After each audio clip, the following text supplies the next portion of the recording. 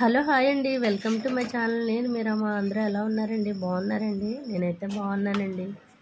ఈరోజు వీడియోలో అయితే ఎంతో టేస్టీగా ఉండే కమ్మగా కుదిరే పాల తాలికలు అయితే చేసి చూపిస్తాను. చూడండి, మీకు కూడా వచ్చు, కానీ ఒక్కొక్కరు ఒక్కలా చేస్తారు కదండి. నేనైతే చాలా సింపుల్గా చేస్తాను. చూడండి, ఈ పాల తాలికలకి నేను ఒక చిన్న గ్లాస్తో వరిపిండి అయితే తీసుకున్నానండి. ఇది బయట కొన్నదైనా పర్వాలేదు, మనం ఇంట్లో ఆడించుకున్నదైనా పర్వాలేదండి. అందులో ఒక స్పూన్ వరకు ఉంటుంది బెల్లం అయితే వేసానండి. అలాగే ఒక చిటుకుడు అంటే ఇలా 2 వేలతో తీస్తే ఎంత వస్తుంది అంత ఉప్పు అయితే వేస్తున్నానండి. ఇవి రెండు బాగా పిండిలో కలిసేటట్టుగా కలిపేసి అయితే పక్కన పెట్టేసుకుందామండి. అంటే మనం తినేదానిని బట్టి అయితే పిండి వేసుకోవాలండి. నేనైతే చిన్న గ్లాస్తోనైతే వేసాను. తినేటోళ్ళు ఎక్కువ ఉంటే కనుక పెద్ద గ్లాస్తో పిండి తీసుకోవచ్చండి.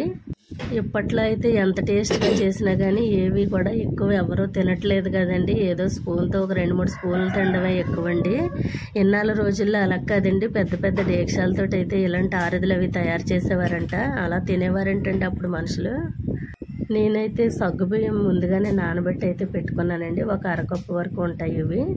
ఇప్పుడు ఒక మందపాటి గిన్నె తీసుకొని అందులో 2 కప్పుల వరకు బెల్లం వేస్తున్నానండి. మనం ఒక కప్పు అయితే వరిపిండి తీసుకున్నాం కదండి, దానికి 2 కప్పులు లేదంటే కప్పున్నర బెల్లం మన టేస్ట్ని బట్టి వేసుకోవచ్చు. అలాగే ఒక అరకప్పు వాటర్ అయితే వేసి బెల్లం బాగా కరిగించుకోవాలండి. ఇది ఎటువంటి పాకం రావసరం లేదు, జస్ట్ బెల్లం కరిగి కొంచెం జిగురుగా వస్తే సరిపోతుందండి. బెల్లం అంతా బాగా కరిగింది కదండి, దీన్ని సిమ్లో పెట్టేసి మనం సగ్గుబియ్యం అయితే నీటిలో ఉడికించుకుందామండి.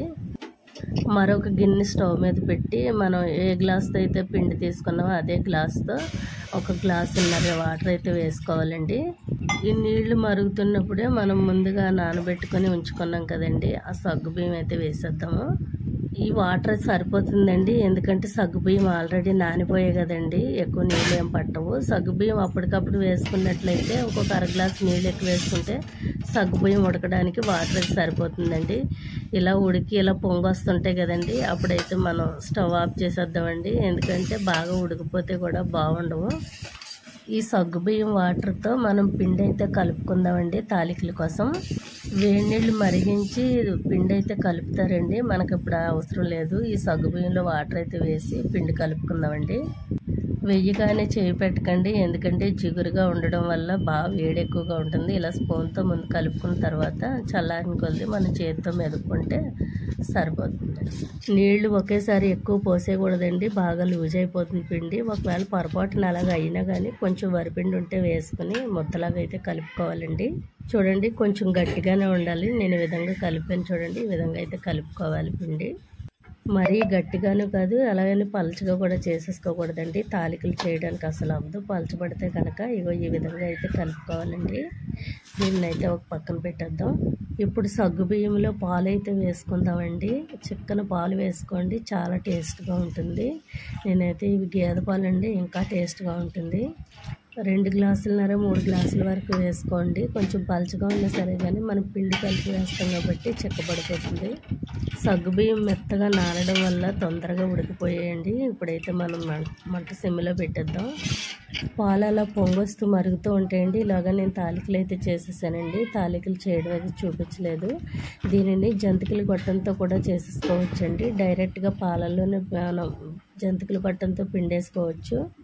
మీరు బాగా ఇష్టపడతారు అనుకుంటే ఇందులో ఒక స్పూను నెయ్యి కూడా వేయండి. నేనైతే వేసాను.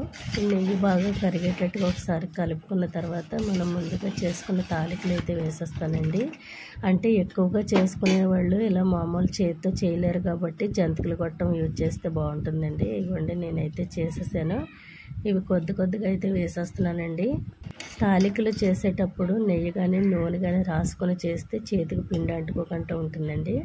చివరిగా అయితే కొద్దిగా పిండి ఉంచేసి అదైతే వాటర్లో ఇలా పలచగా కలిపేసుకొని అందులో వేసేయాలండి. కొంచెం చిక్కగా ఉంటుంది మనకి పాల. ఇలాంటి ఆరుదులు పరవన్నాలు కూడా ఎప్పుడు తినాలనిపిస్తే అప్పుడు చేసుకొని ఇంటిల్లిపాది తినేవారంటండి. ఇప్పుడు అలాంటివి అస్సలు ఎవరో తినట్లేదు.